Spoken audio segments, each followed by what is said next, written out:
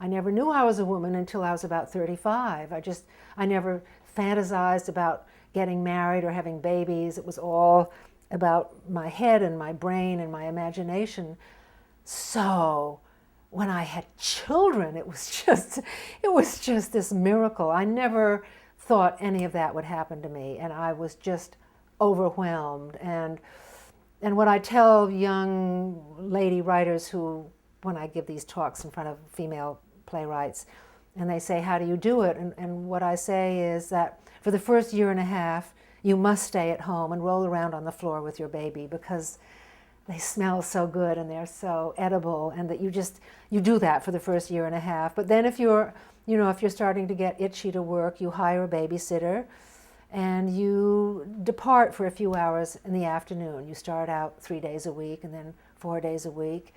And I feel it's important for a woman to teach her child, whether it's a boy or a girl, that mommy works, that mommy has visions in her head, so that they know that when they become mommies and daddies, that you can pursue a creative life and have a family at the same time. So my rule was sort of wait till they're a year and a half and then get a babysitter. And of course, in the days when I had my children, a babysitter was 50 cents an hour.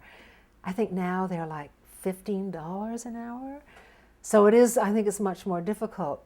But, I could swing it. And so I've always felt that in a certain way it's a great advantage being a woman, because we have to be organized, we have to have schedules. A man can go off on a drunken bender, and Scott Fitzgerald and Hemingway, and you think of all these writers who could indulge themselves. But if you have a family, if you're a woman, you can't do that.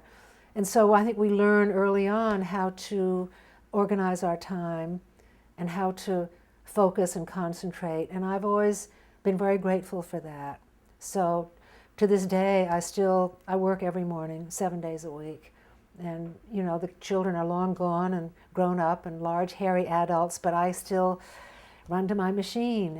And I have that discipline that, I don't know if, I assume that many male writers have it, but I think women have to have it in ways that the guys don't. And then I know that half of my plays are going to crash and burn, which makes it even more compelling that I do the work and that it crash and burn majestically.